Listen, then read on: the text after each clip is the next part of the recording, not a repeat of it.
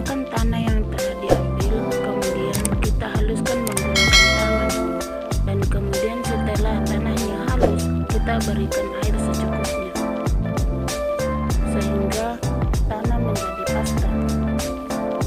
Setelah itu campurkan tanah dengan air hingga merata.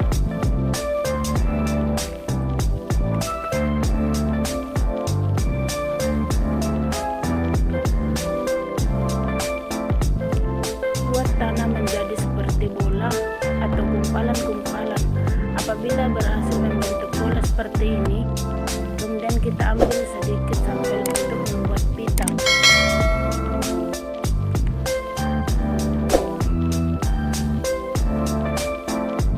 Dengan cara ditekan, didorong dengan hati-hati secara perlahan dengan ibu jari sampai pada bentuk yang diinginkan.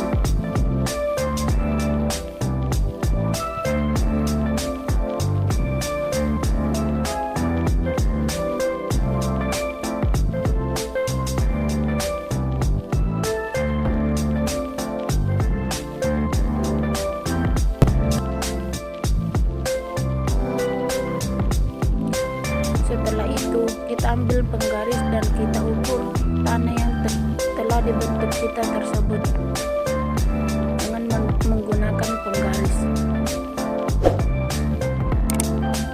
Kemudian, kita ambil sedikit tanah dan campurkan dengan air dan taruh di telapak tangan. Rasakan tekstur yang ada pada tanah.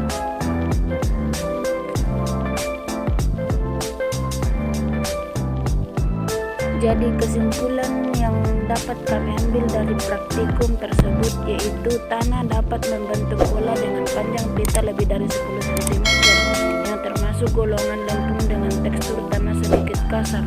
A few moments later. Lanjut.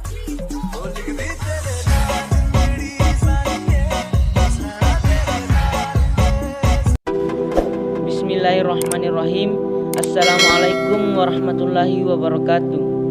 Alhamdulillahirabbil alamin wa bihi nasta'inu ala umur dunya waddin wassalatu wassalamu ala asyrafil anbiya'i wal mursalin sayyidina Muhammadin wa ala alihi wa ashabihi ajmain, amma ba'd. Pertama-tama marilah kita memanjatkan puji syukur atas kehadirat Allah Subhanahu wa taala yang telah memberikan kita nikmat, yakni nikmat kesempatan. Tak lupa pula kita kirimkan salam serta selawat atas junjungan Nabi besar kita Muhammad sallallahu alaihi wasallam yang telah merobek-robekkan bendera kekafiran dan mengibarkan bendera keislaman yang berlafaz la ilaha illallah Muhammadur Rasulullah. Oke, perkenalkan, nama saya Ahmad Maulana dari Prodi Agroteknologi. Saya akan menjelaskan sedikit tentang struktur tanah. Ya, langsung saja. Struktur tanah didefinisikan sebagai susunan partikel dan ruang pori di antara partikel tersebut. Secara sederhana, struktur tanah dapat diartikan sebagai sebaran ukuran pori, bagaimana pori dari berbagai ukuran tersebar di dalam suatu volume tanah. Partikel-partikel tanah diikat secara kimia dan biologis menjadi agregat. Proses pengikatan partikel-partikel ini disebut sebagai agregasi. Apabila unit struktur tersebut tidak terbentuk, maka dikatakan bahwa tanah tersebut tidak berstruktur. Dalam hal ini ada dua kemungkinan, yakni yang pertama, butir tunggal atau single grain, yaitu butir-butir tanah tidak melekat satu sama lain, contoh tanah pasir. Yang kedua, pejal atau massif, yaitu butir-butir tanah melekat satu sama lain dengan kuat sehingga tidak membentuk gumpalan. Alat dan bahan yang akan digunakan dalam praktikum ini ialah pisau lapangan, cangkul atau skom, dan contoh tanah agregat utuh. Prosedur kerja yang pertama ialah ambillah contoh tanah utuh berupa bongkahan tanah dengan batuan pisau lapangan dengan berdiameter 10 cm. Kedua, pecahkan gumpalan tanah tersebut dengan cara menekan dengan jari. Pecahan dari gumpalan tersebut merupakan agregat atau gabungan agregat. Yang ketiga, amati bentuk struktur tanah tersebut dan cocokkan dengan kriteria bentuk struktur sebagai berikut. 1. Remah, 2. Granuler, 3. Lempeng, 4. Prisma, 5. Gumpal bersudut, 6. Lepas atau butil tunggal. Yang keempat, catat bentuk struktur tanah tersebut. Kemudian, tingkat perkembangan struktur tanah. Yang pertama, tidak beragregat atau nol, yaitu tidak ada ikatan vertikal tanah. 2.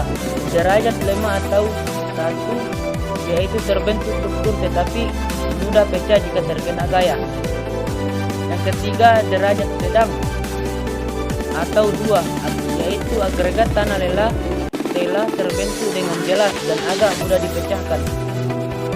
Yang keempat, derajat kokoh atau 3, yaitu agregat telah mantap terbentuk dan sukar untuk dipecahkan.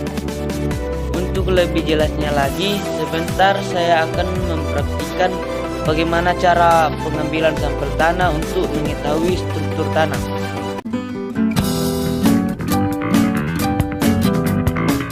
Oke teman-teman, selamat sore. Jadi saya akan melakukan penjelasan tentang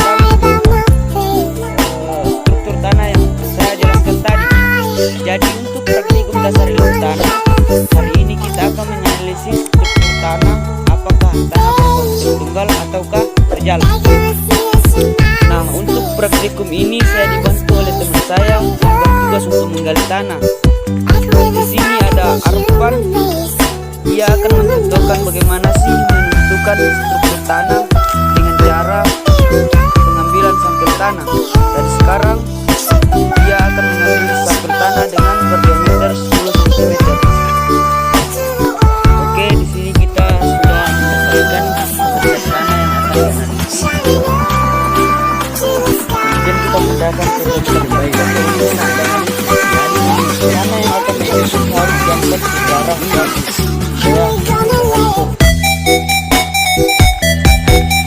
Kemudian tanah yang kita ambil tadi dari sampel pengambilan sampel tanah ini kemudian ditekan supaya hancur.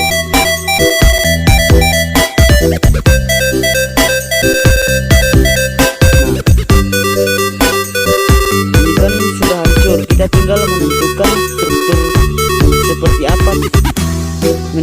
Kita tinggal menentukan struktur seperti apa tanah yang kita ambil dari sampel tanah tersebut. Nah, kalau kami lihat tanah seperti ini, termasuk struktur tanah pejal atau masif, yaitu struktur tanah melekat satu sama lain dengan kuat sehingga tidak membentuk kumpulan-kumpulan. Mungkin cukup sampai di sini apa yang sempat saya jelaskan pada hari ini. Kurang lebihnya mohon dimaafkan. Wabillahi taufiq wal hidayah. Wassalamualaikum warahmatullahi wabarakatuh. One eternity later.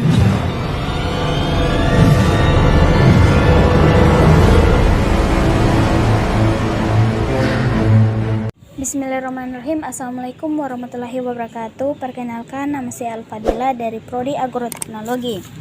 Jadi saya akan menjelaskan bagaimana cara menentukan warna tanah dari tanah yang diambil dari kampus 2. Jadi saya mengambil dua jenis tanah, yaitu tanah pertama dari lapisan 0 sampai 38 cm dan lapisan kedua dari kedalaman 38 sampai 75 cm.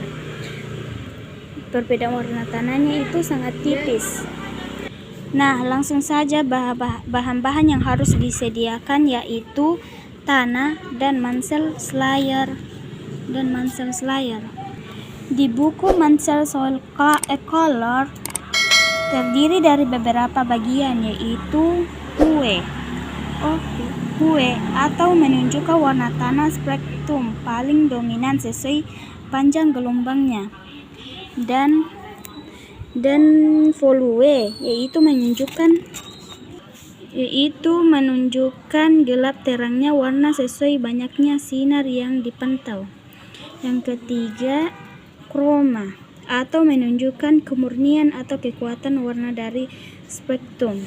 Jadi langsung saja Saya akan menjelaskan yang caranya dengan menghancurkan tanah pertama. Lalu diambil sedikit lalu diletakkan ke mansal soil atau buku warna tanah.